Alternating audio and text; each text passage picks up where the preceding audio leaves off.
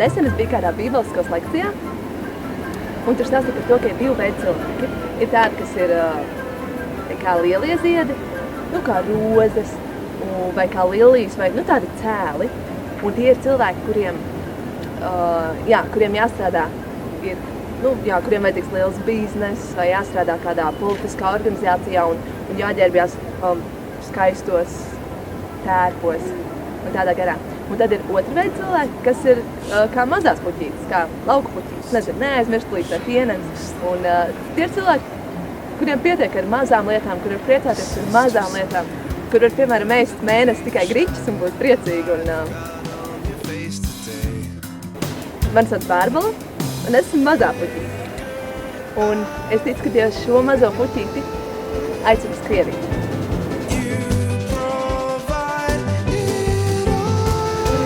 Kāpēc Krievija? Pirms kādiem vairāk kā 3 gadiem Dievs izmainīja manu sirdi. Man nepatika ne Krievijas filmas, ne Krievijas mūzika, ne Krievu valoda. Es vienkārši negribēju neko saistībā ar to. Es pat skolā izvēlējos mācīties vācu valodu. Bet tad Dievs paņēma manu sirdi, tā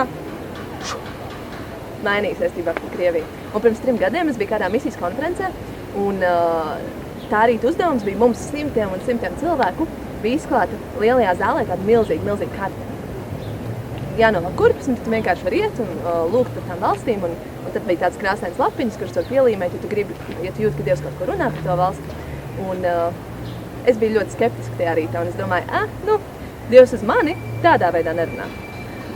Bet es domāju, labi, es pastīšos, kā citiem tur iet.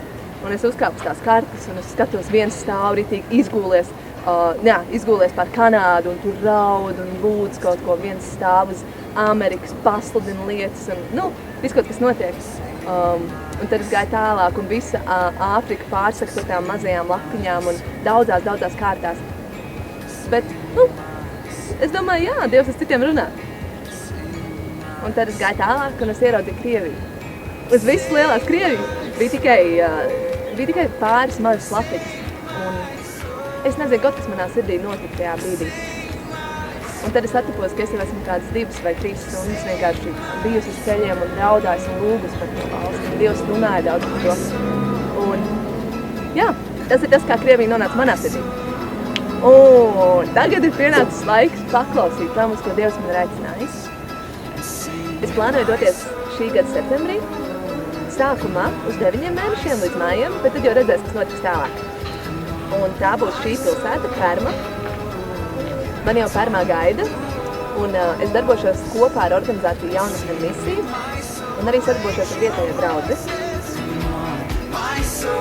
Mans galvenais mērķis ir izmantot savus dāvanas un vienkārši būt tai, kas es esmu. Tātad es braucu uz Krieviju, iedrošināt un palīdzēt. Palīdzēt vienalga, kur ir vajadzīgi, vienalga, vai tas ir izmazgāt grīdu, vai tas ir nomazgāt traukus, vai tas ir uzņemt komandu, vai tas ir braukt misijas braucienā, vai tas ir vienalga, kādā veidā es varu palīdzēt, kur palīdzība ir vajadzīga. Un iedrošināt pa ceļam, iedrošinājums ir vajadzīgs visiem.